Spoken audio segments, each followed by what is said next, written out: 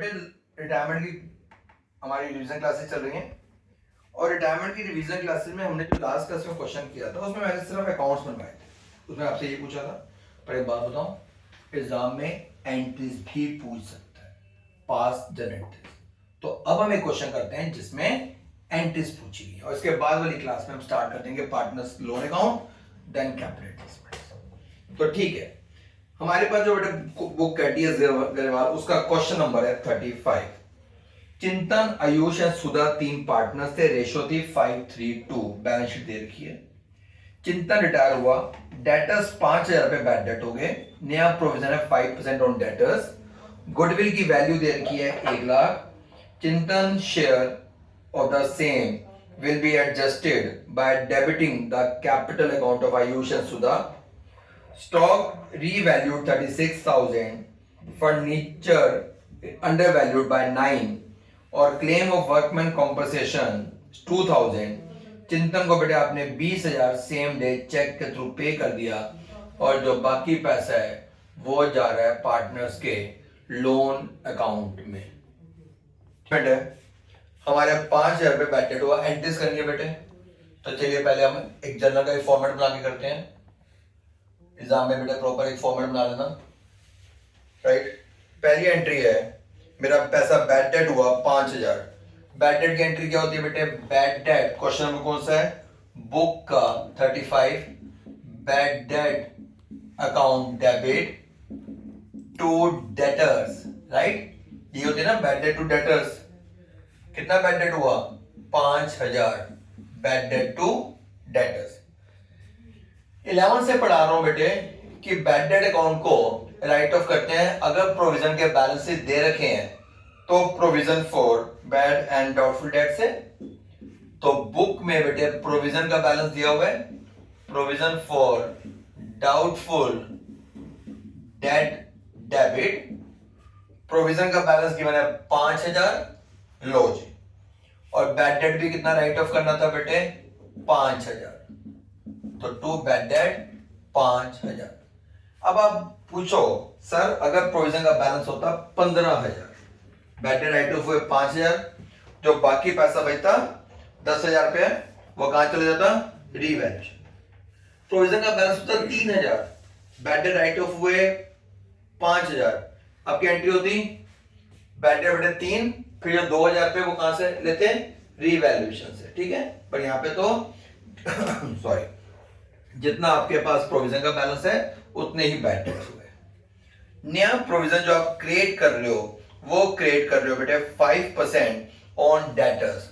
तो एंट्री क्या हो जाएगी? Revaluation account debit to provision for doubtful debts. कितना क्रिएट कर रहे हो? 5% ऑन डेटर्स। डेटर्स कितने हैं?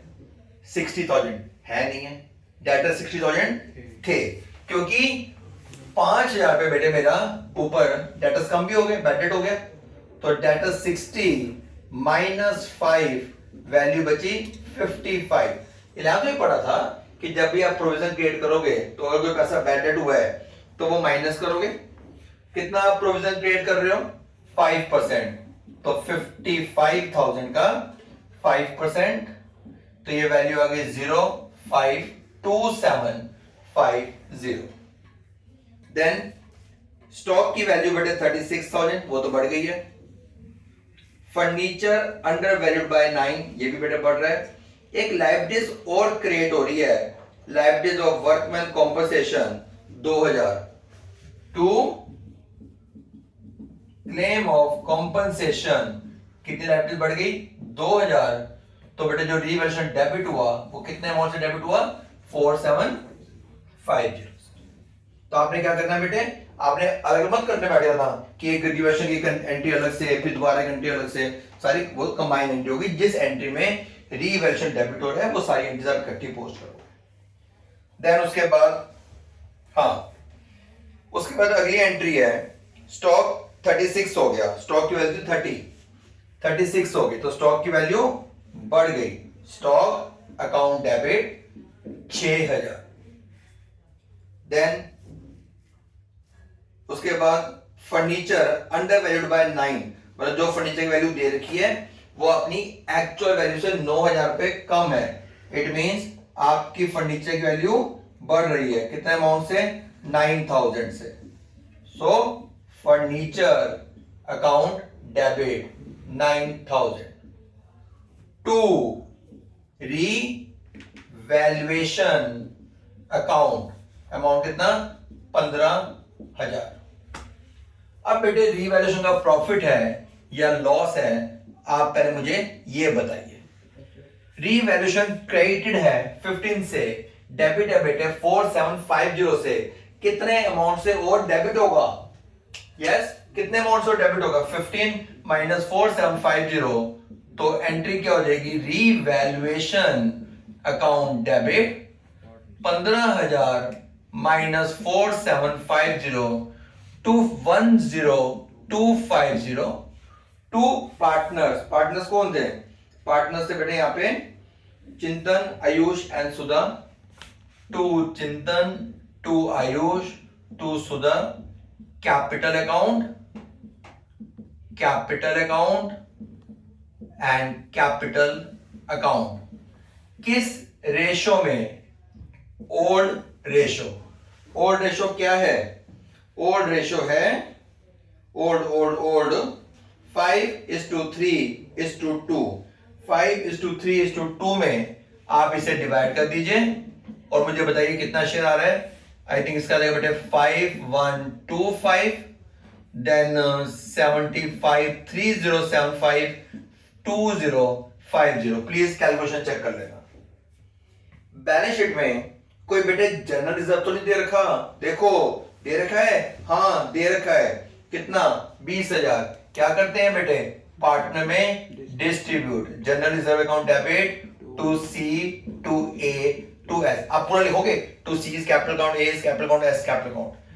कितना है जनरल रिजर्व, जनरल रिजर्व है 30,000, नहीं सॉरी जनरल रिजर्व है 20,000। किस रेशो में, उनकी ओल्ड रेशो है 5:3:2। 10,000, 6,000, 4,000, 10,6,4।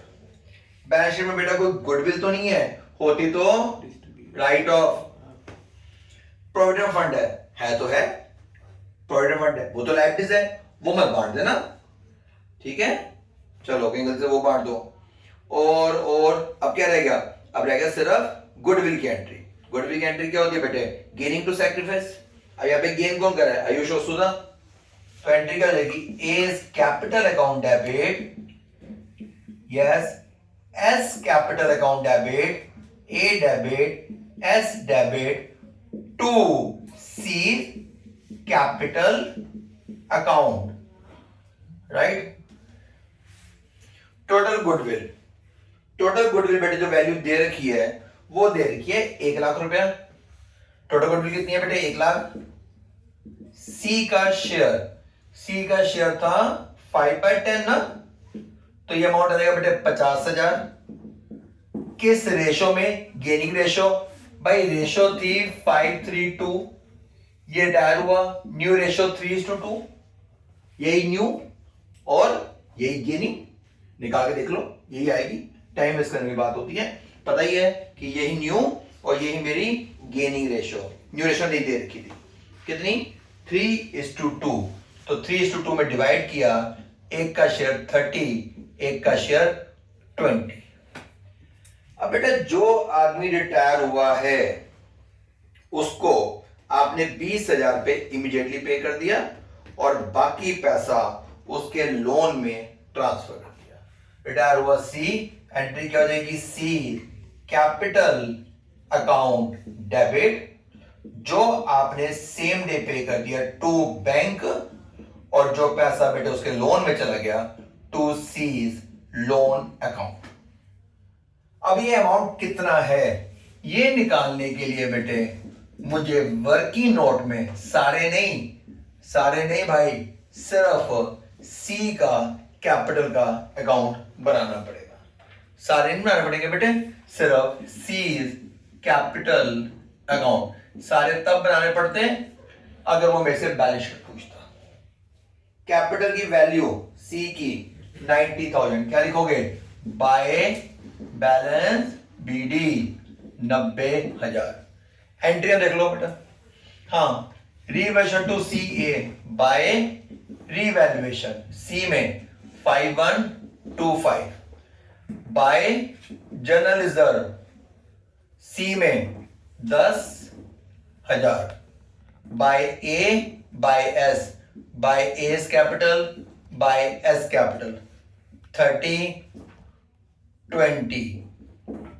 टू बैंक कितना पे किया सेम डे? रिटायर हो रहा है 20,000। To bank 20,000। यस, बताइए बेटा टोटल कितना आ रहा है? हाँ, 90, 1 लाख, 1,50,000, 1,55,125, 1,55,125, C's loan account 1,35,125। तो लोन का आंसर कितना आ रहा है बेटे? 1,35,125 और ये 1,55,125।